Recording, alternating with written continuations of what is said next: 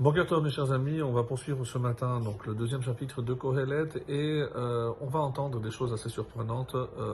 C'est pas pour mettre un peu de suspense, mais véritablement sans savoir que c'est le roi Salomon qui nous dit de telles affirmations, on aurait eu du mal et on comprend un petit peu pourquoi, comme on l'avait dit déjà dans l'introduction, certains avis voulaient supprimer ce livre, puisqu'il faut véritablement être très patient, attendre de voir comment va évoluer la réflexion du roi Salomon avec toute la sagesse évidemment dont il était doué et on va voir donc comment il va exprimer tout ceci. On est arrivé au verset 13, Yud Gimel, qui dit Veraiti ani sheyesh yitron la chokhma min hasichlut. Donc là encore, on va essayer de garder, on va dire, une traduction la plus proche du texte, encore une fois, parce qu'on va favoriser la compréhension vraiment du texte. Alors, il dit comme ça, et j'ai vu qu'il y a Yitron, plus de profit pour la sagesse que pour la sottise. Que Yitron haor min hachosher, comme la lumière est plus profitable que l'obscurité. Donc c'est très intéressant parce qu'il va donner une définition du Chacham qui est très connue, mais souvent on avait oublié que c'est le roi Salomon qui nous donne cette explication extraordinaire. Donc ici il compare la sagesse à la lumière et l'obscurité à la sottise. Autrement dit, quelqu'un qui marche dans l'obscurité, évidemment, il ne voit pas où il va et forcément, il risque de tomber ou dans un piège ou dans un trou, peu importe, mais il ne voit pas clairement, alors il peut penser en son fort intérieur qu'il sait où il va, mais ce ne va pas être le cas. Alors, à quoi va-t-on distinguer le sage? C'est le verset 14. Hechacham ainav berosho. Littéralement, le sage a ses yeux berosho, dans sa tête, à sa tête. Alors, comment explique les Chachamim? Alors, Chacham ainav berosho, klomar mistakel veroe et asher lefanav. Donc, il a ce qu'on appelle en français l'anticipation. Il voit la conséquence des choses. C'est-à-dire, il ne se contente pas de voir dans l'immédiat, et on sait très bien que si on était capable de réfléchir ainsi avant de prendre des décisions, surtout de succomber au piège tendu par le Yetzer Hara, par le penchant au mal. Pourquoi? Parce qu'on ne voit que le profit immédiat, on ne voit pas les conséquences de nos actes. Donc, Einav Berosho, donc il est capable de voir au-delà, et c'est pour ça les fils et Shokel et Darko. Donc, il va faire une évaluation de la voie, du chemin qu'il va prendre, ou Mavrin Bentov ou Benra. Et c'est comme ça qu'il réussira à discerner entre le bien et le mal.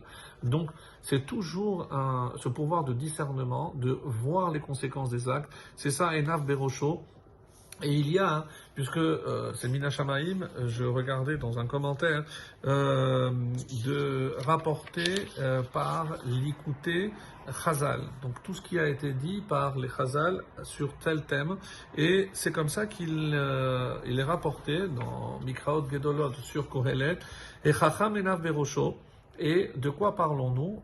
Il n'y a pas de hasard bien sûr, de notre paracha. Regardez, Vaishlach Yaakov Malachim Lefanav El Esav Achiv, c'est exactement le début de la paracha que nous lirons ce Shabbat dans Vaishlach, quand Yaakov a envoyé des messagers à son frère. Amar Rabbi Shmuel Bar Nachman, Bour et Batzadikim Kama Mitayarim Min Achet. Regarde comment les sages, comment les tzadikim craignent la faute et pourquoi.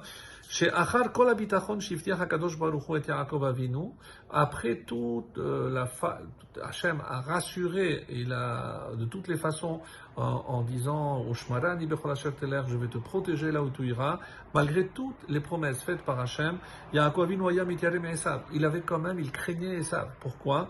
Veshalach lefanav malachim, il a pris les précautions d'envoyer des messagers, des malachim, est-ce que c'était des vrais anges, peu importe, on verra. Velama haya mityare, alors pourquoi il en avait peur? Amar ze 22 shana shelo raiti et avi, ça fait 22 ans que je n'ai pas vu mon père. Velo shimashti oto, je n'ai pas pu le servir. Shema yigrom achet, alors peut-être que ça va me tenir compte comme une faute. Veyaramod alay, et grâce à ce mérite que lui il a eu de venir, de respecter mes parents pendant 22 ans, il aura Veyahargeni, pourra me tuer. Chez Amad Lifne Avi Veshereto, il est resté au service de mon père. Le Ficha Vaishlach Yaakov Malachim, Ze Shamarakatu Vechacham Enav Berosho. Et que ça veut dire Berosho? Berosho Shel Davar. Il est capable de voir aussi la tête, c'est-à-dire la genèse de quelque chose. Il voit par rapport à ce qui a précédé, donc pas ce qui va suivre, comme on a dit la première fois, mais par rapport à ce qui précède, c'est-à-dire le début de quelque chose.